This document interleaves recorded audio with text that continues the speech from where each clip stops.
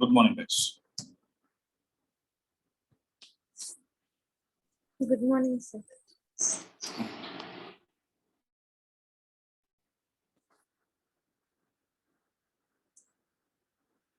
Just a second. Okay?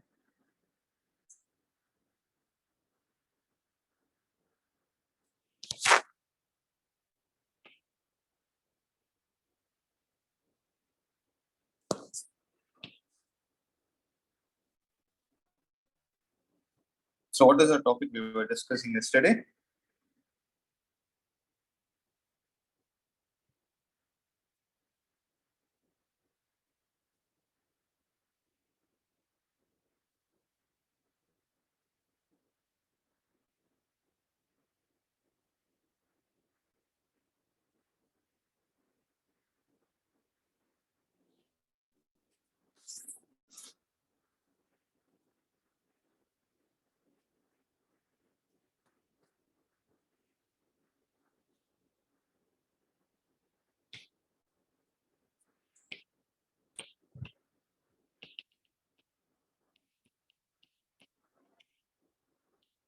Listen.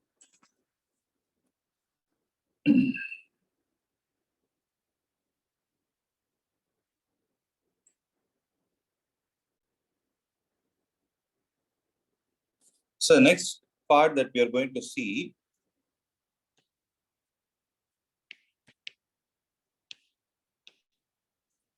is the second law of thermodynamics.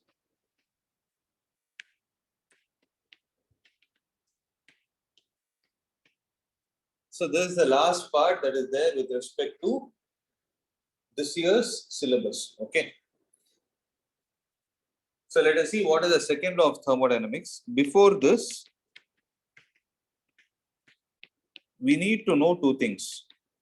We need to know what is heat engine and what is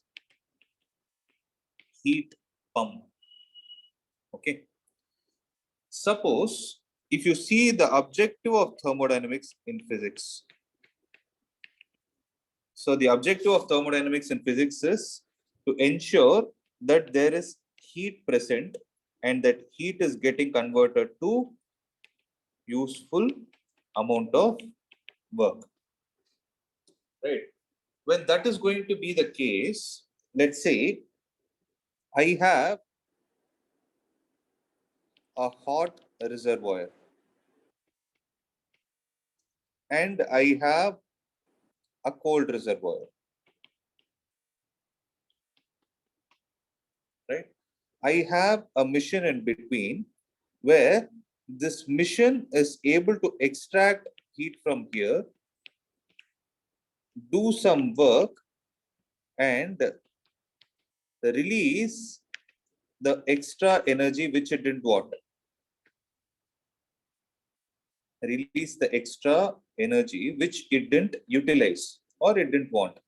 Then this kind of a device is what is called as heat engine. In a similar way, if I have the same hot reservoir and I have a mission in between and I have a cold reservoir here and I have a cold reservoir,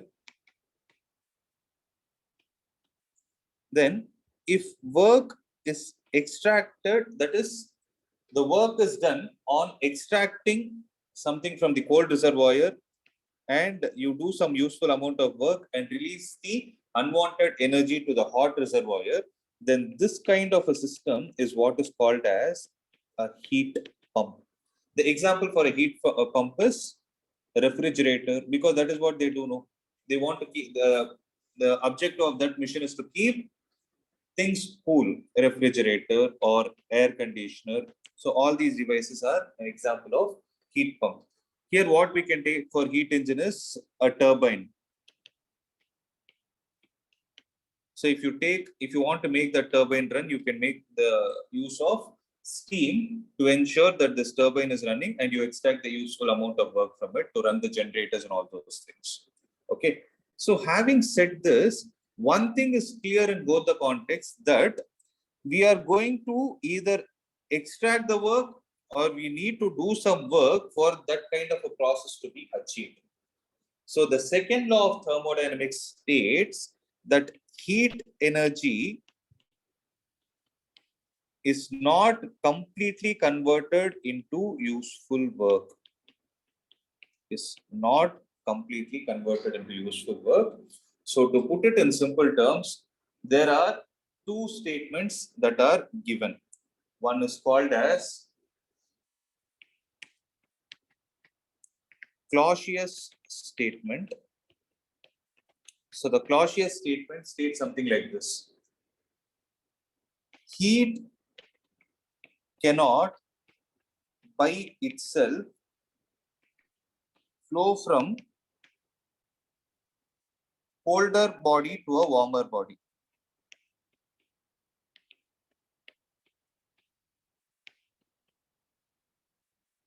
Or the other way of stating it is, so heat cannot flow by itself means they are saying that it is not a spontaneous process. It cannot happen on its own. Similarly, it is impossible to make heat flow from lower temperature, heat flow from a body of lower temperature to a body of higher temperature without external work on the working substance. To a body of higher temperature, a body of higher temperature without doing an external work. Please note this point. Without doing external work on the working substance. So working substance is something which is present within that mission. So working substance. Generally, it will be a piston kind of thing. Piston filled with a gas. So it is impossible to make heat flow from a lower temperature to higher temperature without external work on the working substance.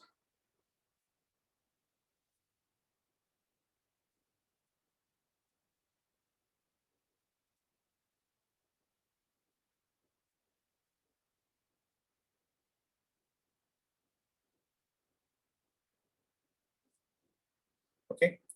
And the second statement that is given is, it is called as Kelvin Planck statement. So the Kelvin Planck statement is something like this: no thermodynamic process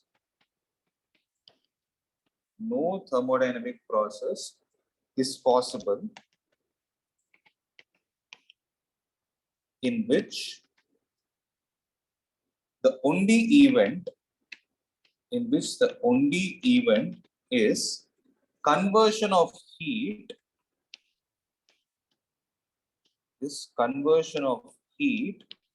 into work. Or an alternate way to state it is, it is impossible to get continuous supply of work from a body by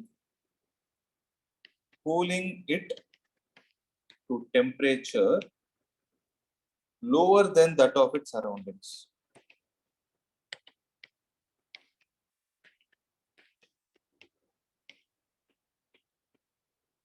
So these are the two statements, and this Kelvin Planck statement is applicable for heat engines, and the Clausius statement is the one that is applicable for heat pumps.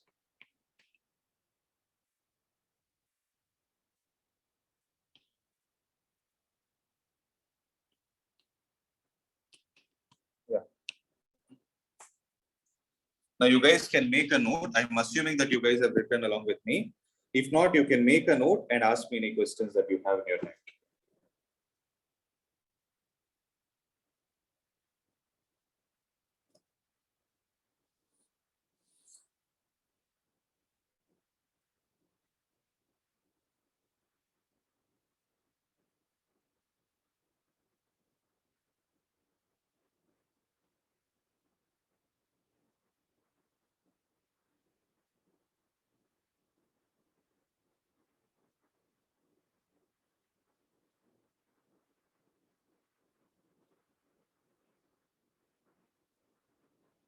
Sir, can you scroll down a bit?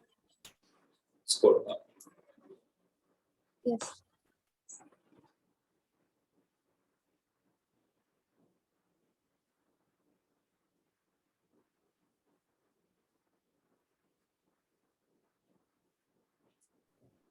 Sir, Please.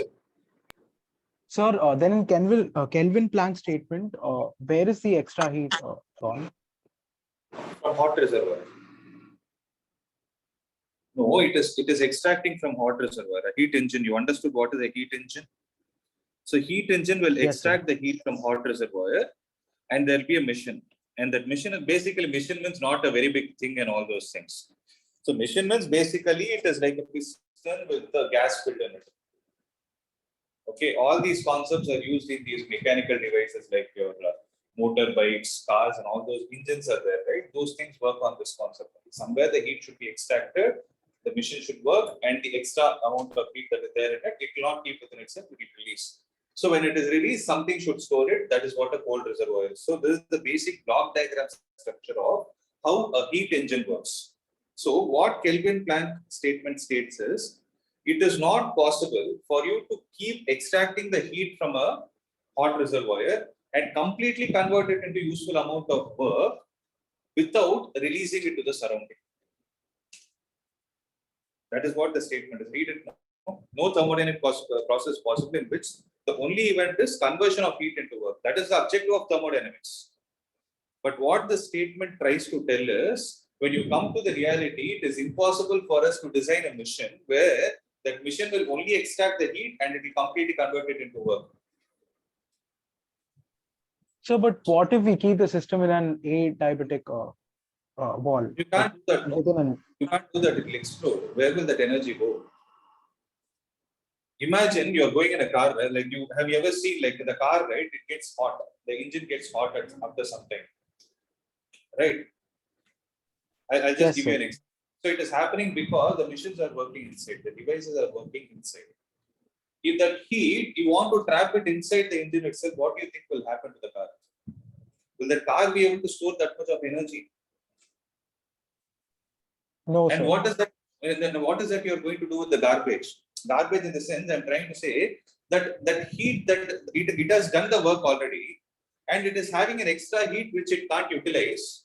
Okay, and you keep dumping that amount of heat onto it. What will it do with it? It will at last explode only. So it is always necessary that you maintain that balance. So whichever is unwanted, you should always release. Okay, so you cannot place an adiabatic system. Okay? So, but can't we supply heat according to the work done, so that the heat is not lost or wasted? No, heat will be lost only. The heat should be lost. That is what they're trying to say. Because they indirectly what they're trying to say is, you cannot define you cannot design 100% efficient engine in this world. There should be some loss. 100% efficient means complete conversion of heat into work is what is 100% efficient. The simplest meaning of the statement is, no mission in this world is, no mechanical mission especially, or I can say no mission which works on the thermodynamic principle is 100% efficient is what we are trying to say. That is the meaning. So you cannot design. Maybe R&D is going on all those things. That maximum. So when I say 100% efficient, 100% efficient. 99.9 is also not 100% efficient. Even the 0.1 is lost in the form of heat. So that is the meaning. So till now, it has not been proved that it can work. That is how the systems in reality will work. Okay, we can frame theoretically and state that you can use this, you can use that, but it will not work in reality. some kind of accidents will happen. You're able to understand? Like how I Yes, sir. explained about adiabatic process. If you try to do that in reality, right, your idea is good. But if you try to do that in reality, you are trapping so much of energy within something. Like, you know what? There is a water bottle which can hold only 1 liter, but you're trying to dump in more amount of water into it. What will happen? It will only overflow if it is open. If you close it and try to dump it through some other means, what will happen? It will explode. That is the meaning. Understood, sir. Yes. So that's all for this chapter. Okay. So that's all we have from thermodynamics chapter. Now, if you guys are okay, we'll go to the next chapter, that is oscillations. Shall we get started? Any other doubts on this chapter?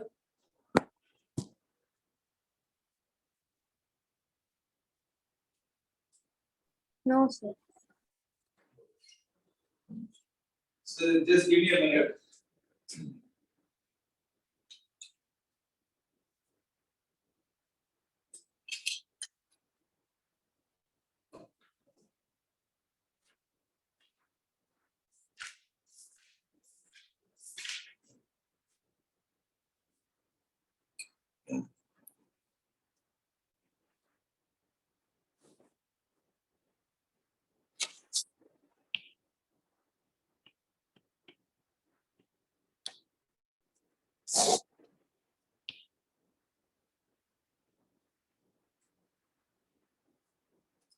Just a second, guys.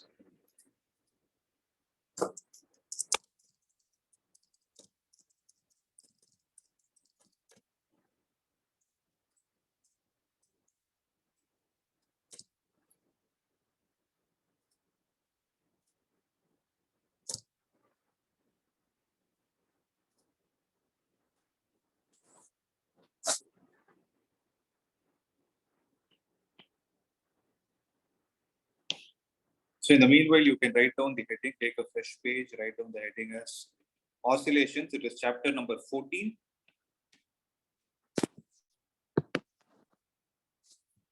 This chapter demands a lot of differentiation, a lot of trigonometry as well. I'm assuming that you guys are clear. If there is any doubt, right, you can talk to me during the discussion session. If there is any concept you want me to explain from math also, I'll do it.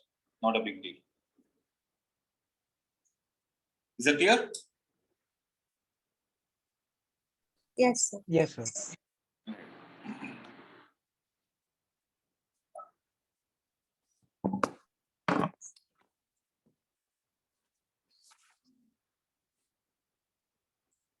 Right.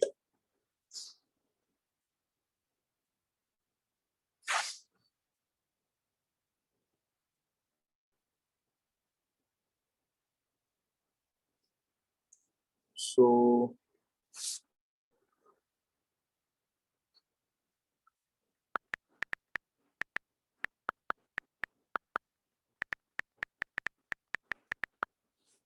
done.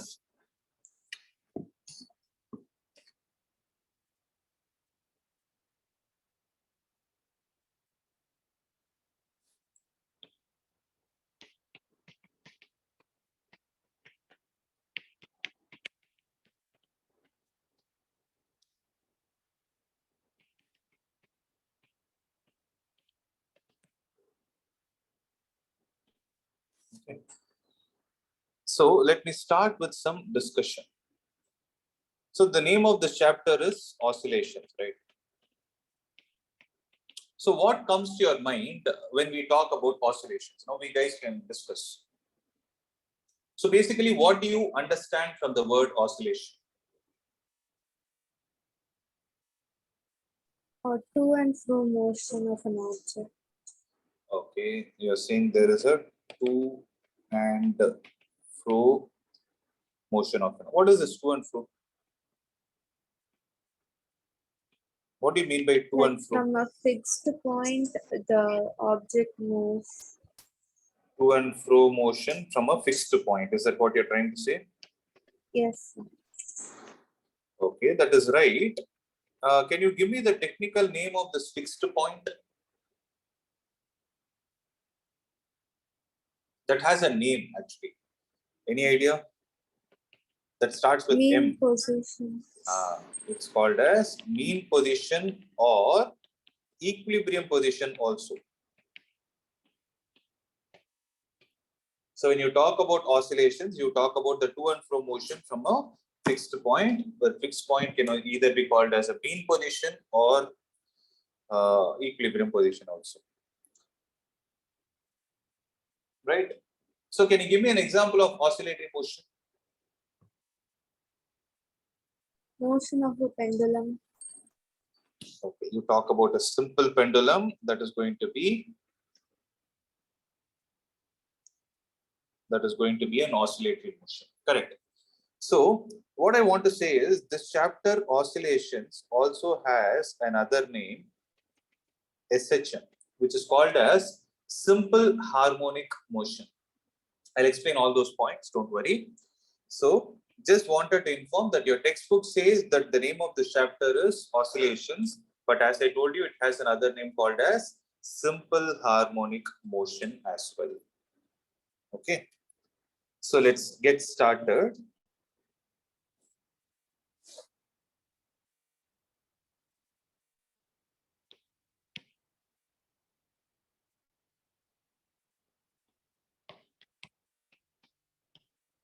Okay. So let's start with chapter 14, Oscillations, Introduction. So I'm going to explain certain terminologies that are associated in this chapter. One is called as periodic motion, and the second is called as oscillatory or vibratory motion. Now, what is going to happen is, in both the contexts, we are going to discuss only about motion, no doubt in that. So we have seen how a rectilinear motion will look like, how two-dimensional motion will look like, right? So there is something called as a three-dimensional motion also. That's what happens in reality. In a similar way, you have other types of motion, which we call it as periodic and oscillatory, right? So generally, we can call it as translatory motion. With the counterpart for the translatory motion, we can call it as a vibratory motion. Okay, let's understand what a periodic motion is. So as the name suggests, periodic motion is any motion that repeats itself,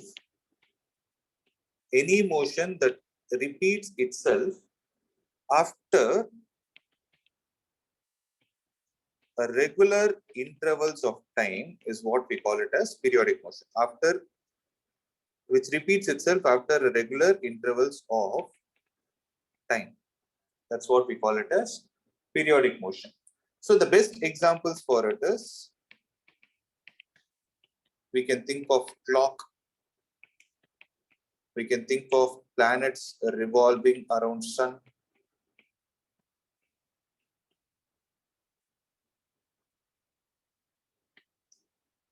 you can say car in continuous loop in a circular path. So all these can be considered as periodic motion. Now, what is an oscillatory motion then?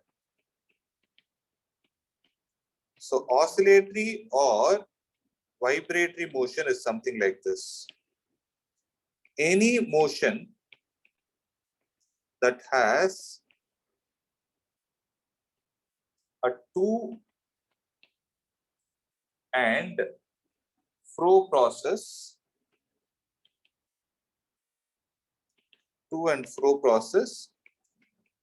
about its mean position or equilibrium position.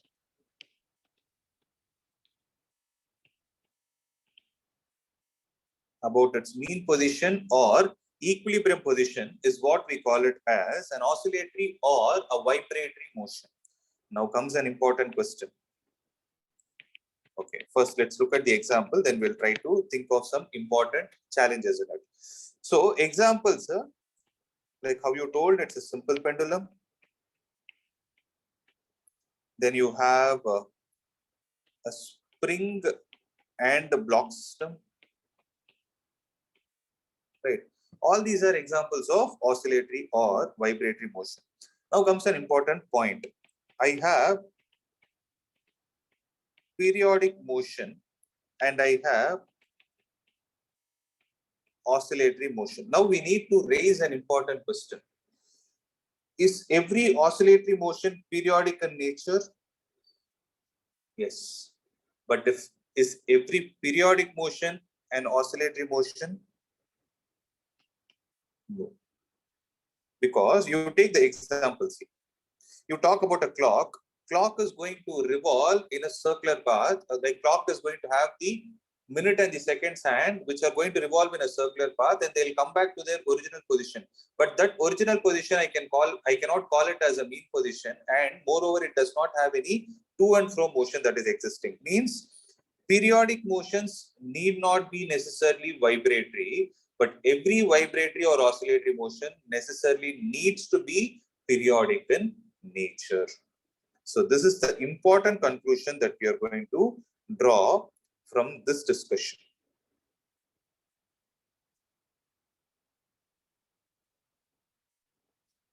Is it clear, guys? Yes, sir.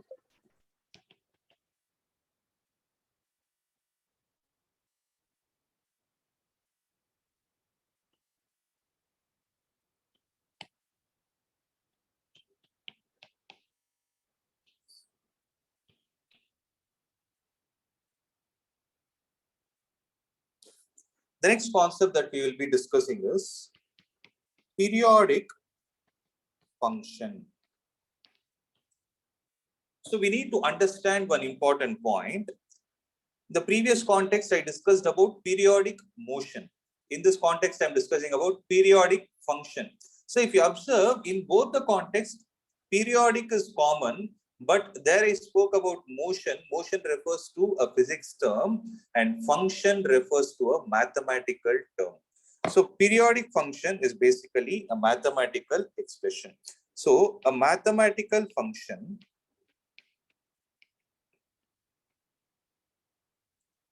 which represents a periodic motion is called as a periodic function. It's called a periodic function. Well, let's understand this with an expression. So general expression for it is something like this. If f of x is a given function, then it is said to be periodic if it follows or satisfies the condition f of x plus capital T is equal to f of x, where T is called as the period of that function. I'll explain it. Where T is called as the period of that function. Now, let me give you a best example. If I take a trigonometric function,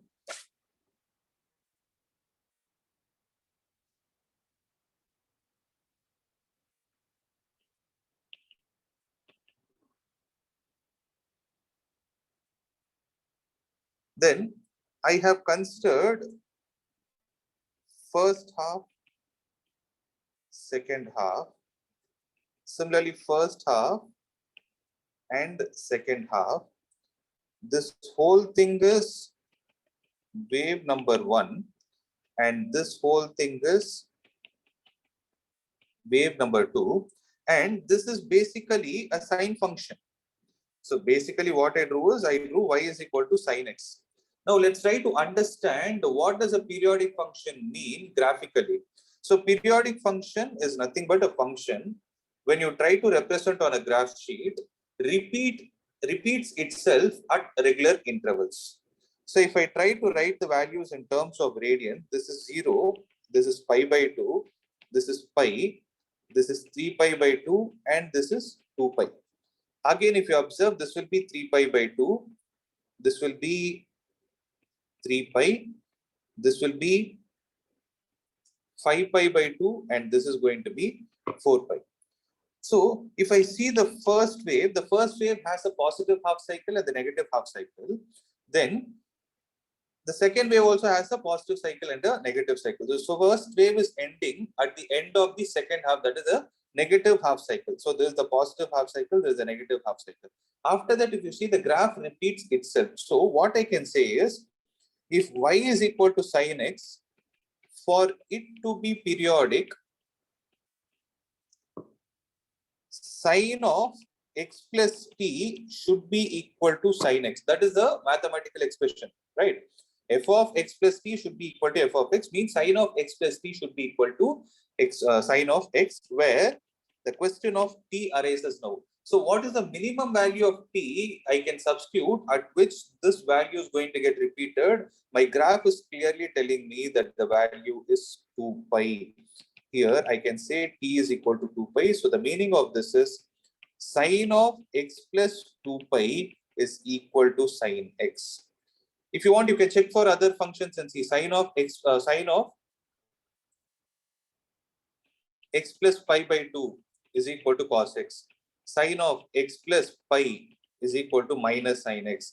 Sin of x plus 3 pi by 2 is equal to minus cos x. It keeps going like this, but the least value at which you can see sin x on the other side, where is when you substitute this value to be equal to 2 pi. That is why we say sin is a periodic function. Sin is a periodic function with a period of 2 pi. In a similar context, if I see y is equal to cos x, then cos of x plus t should be equal to cos x. The least value of t that I can substitute here is again 2 pi. So cos is also a periodic function of time period, of period 2 pi. So time period is generally used in physics. In math, we use only the word period. Similarly, if I take y is equal to tan x, then tan of x plus t should be equal to tan x. The least value of t that you can substitute here is pi, because tan is positive in the first and the second, first and the third quadrant. So the gap between the first and the third quadrant is going to be only pi radians. That is the reason why we get a pi here. Like this, you can write for other trigonometric functions also. Whereas with respect to this chapter, we are concerned only about the sine and the cosine functions.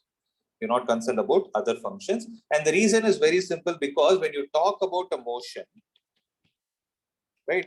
When you talk about a motion, motion is continuous. Whether you talk about oscillatory or periodic, motion is continuous. The reason why we are taking the help of mathematics is to analyze the vibratory and the periodic motion in terms of mathematical function.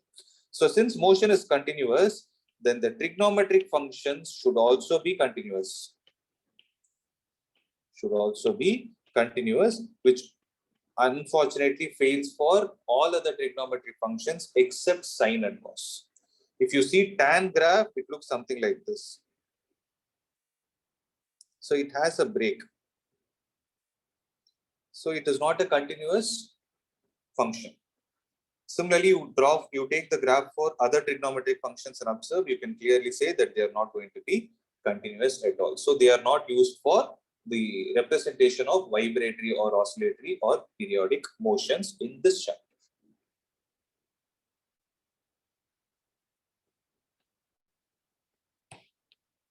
Is it clear, guys? Is there any doubt? Is there anything you want to copy?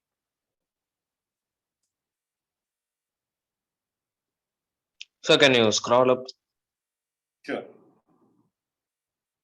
Sir, from this function f of x plus t. This one. What do you want?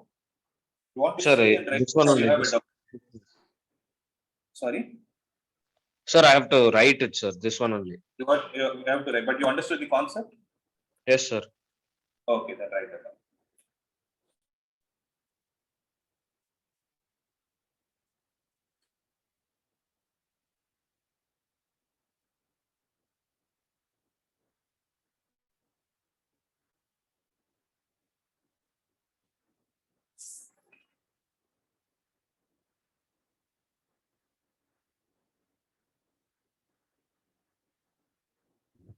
Sir,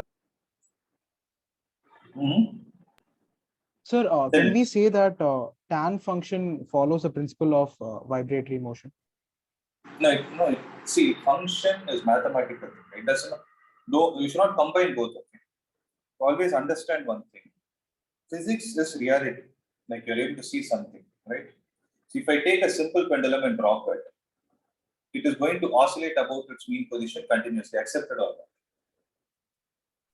Yes, sir. You're right. You have something like that, but you are able to see something for which you need to derive a mathematical expression so that you are able to solve the problems. Suppose, let's say in the future, that simple pendulum principle is helpful for us in some real time, in some of your real life applications. Okay, you want to use it, for which you need to derive certain expressions, for which you need to take the help of mathematics, right?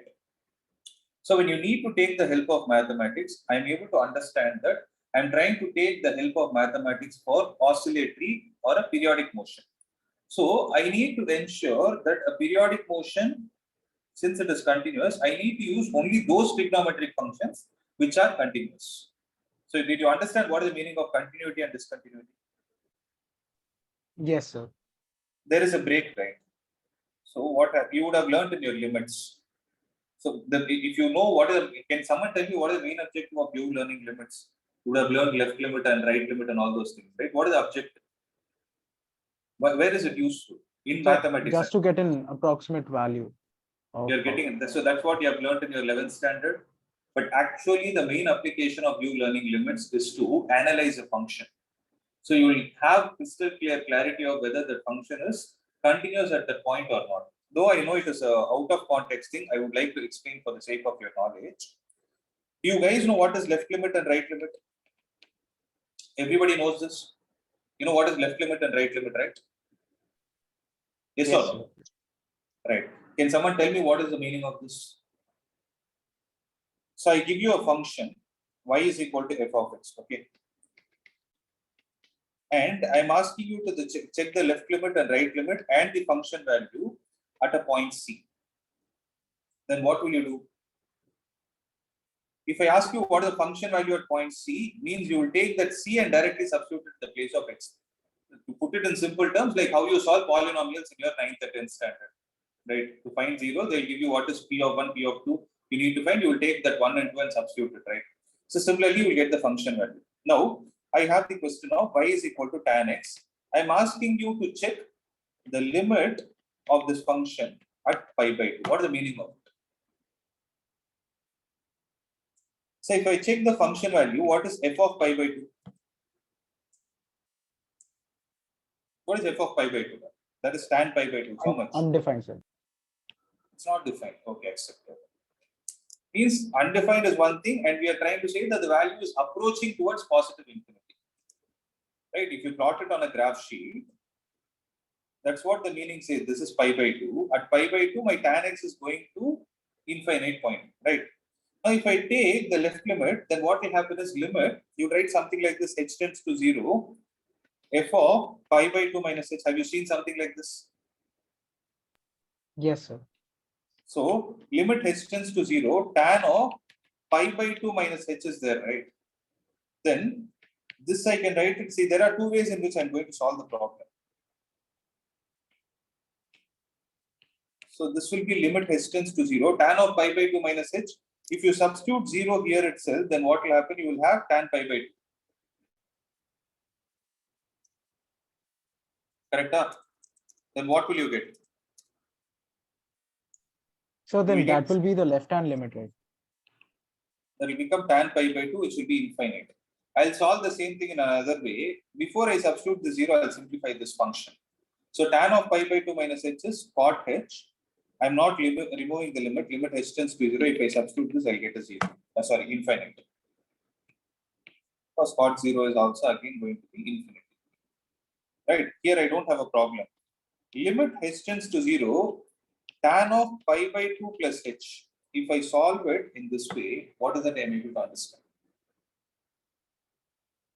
So if I substitute 0 here, what will I get?